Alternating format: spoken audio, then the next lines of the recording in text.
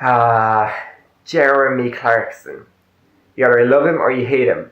I've read 4 books by Jeremy Clarkson at the minute. These are...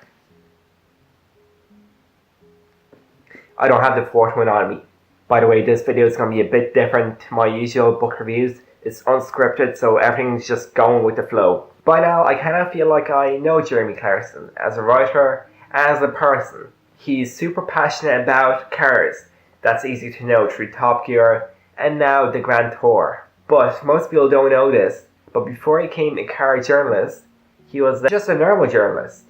He wrote for a lot of papers on different topics, but it's his car stuff that people fell in love with. This book is the first Jeremy Clarkson book that I got. I got it for Christmas as a present. It basically is a collection of his best journalist pieces throughout the Top Gear years. These range from 1993 to 2011. And the book itself is divided year by year with different topic headings.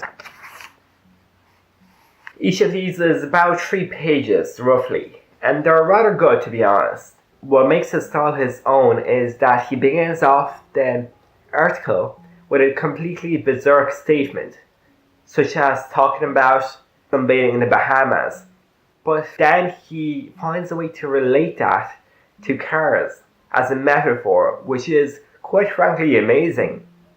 The metaphor and his method. So that's kind of his whole work in this book. It's very British in the vocabulary, and it flows well. It's really fun to read. I love reading maybe like 5 of these at night. It's great stuff.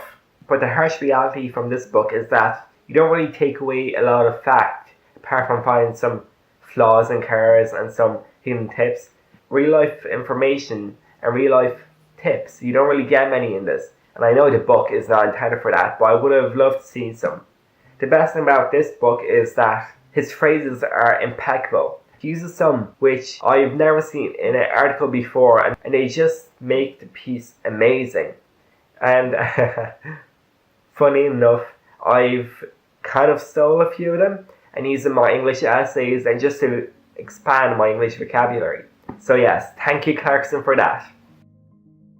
This book is very similar to the first book.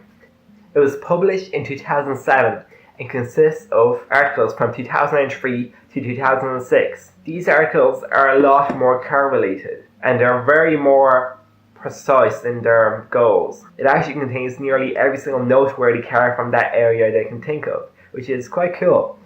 But you know, having read this nowadays in 2017, it's very outdated, which none to him, he wrote it at that time, but yeah. So here's my final verdict on this book. It's very similar to this book in the way it's written, very similar, nearly the same way. But unless you're feeling a bit of nostalgic and want to just kind of relive those days, I would not read it. It's a bit of a waste of time. Now this book, oh my god. So in this book, he doesn't focus about cars at all.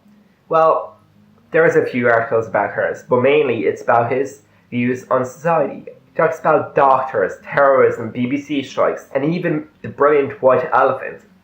Having read those other 2 books, I wasn't aware that Clarkson kind of went into other genres than cars, but this book, it's great.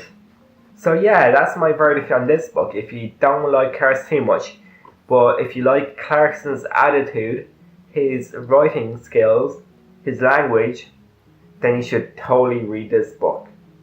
It tells everything that you probably want in a book, and it's really easy and fun to read. Final verdict on Clarkson. He is a fabulous writer, and his work is absolutely unique.